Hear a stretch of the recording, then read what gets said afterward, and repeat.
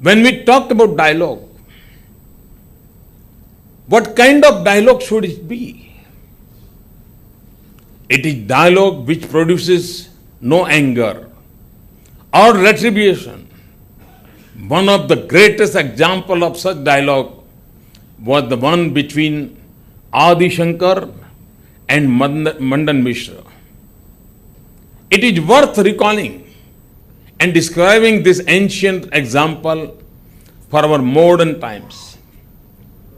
Adi Shankar, a Vedantic, who did not give high marks for rituals, was a young man, while Mandan Mishra was an elderly scholar and high ritualist who believed in animal sacrifice also.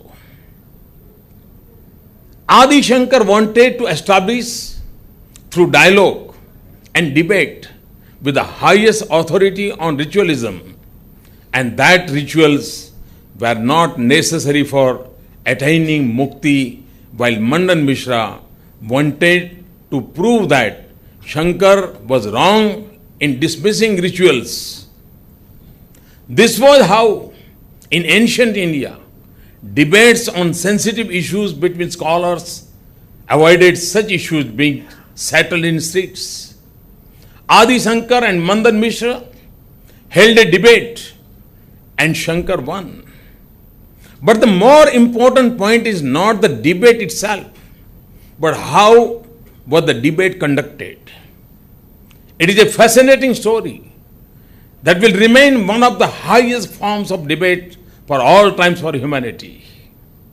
It was agreed that if Mandan Mishra lost, he would cease to be householder, Grostha Dharma, and accept sannyas.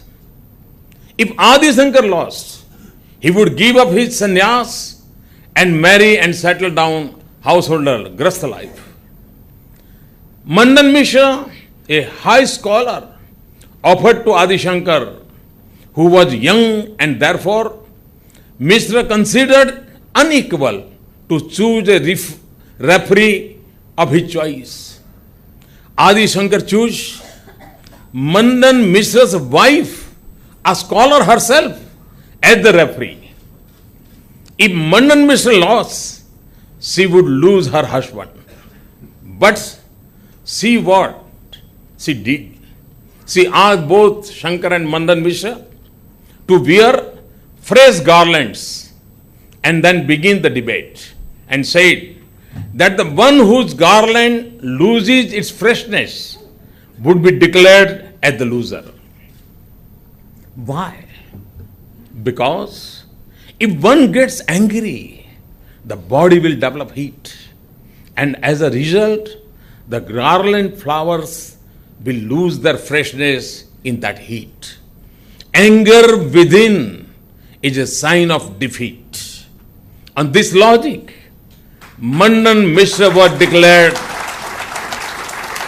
as having lost the debate, and he accepted sannyas and became disciple of Shankar.